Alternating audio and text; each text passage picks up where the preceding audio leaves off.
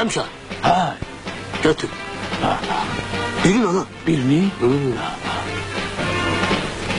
Ələmşah. Gel. Götür. Böyle.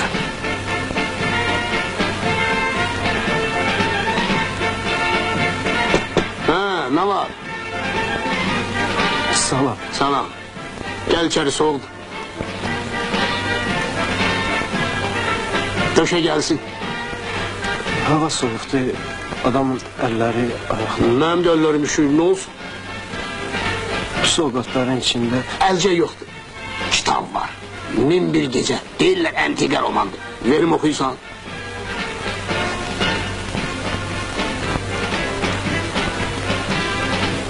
Ne olur? Hiç ne olmuyor Cenab-ı Zat? Böyle. Salda düşüyor, vermeye de bir şeyimiz yok. Gönüllü sen. Böyle. Adın familin. Şahin Cebrail. Deməli könüllü sen. Böyle. Cəbhəyə könüllü gəlirsən. Amma könüllü pul xərcləmək istəmirsən. Ala, sənin taytuşların vətən yolunda canlarından keçirlər. Amma sən könüllü ola. Axı mən neynəməliyim? Şahin Cebrail. Gel gidelim. Gir.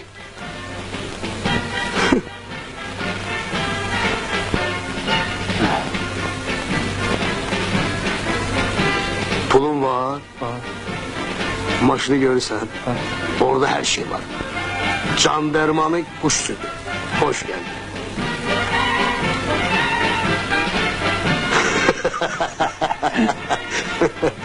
Şahin Cebrailov. Yaxşısındandır.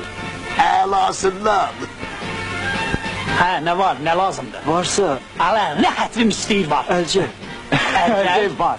Əlcək var. Amma yun sviterlə bir yerdədir. Bax, görsən əlasındandır. Buyur. Ala ver buna görür. Apa, sağlıqla qısmət. Çok sağ ol.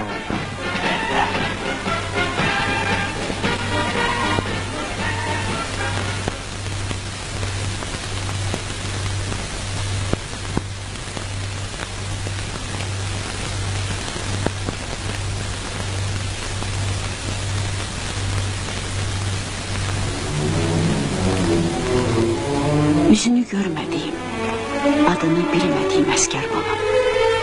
Bu sovqatları öz əllərimlə toxumuşam. Əllərimin hərarəti səni qısındıracaq. Torpaqlarımızı düşməndən azad edin. Gözümün ışığı. Mənim oğlum Şahin Cebrailov dəstgərlikdədir. Hamınız mənim evladlarımsınız. Allah sizə yar olsun. Suna Cebrailova, Bakı, Vidadi Küçesi 22.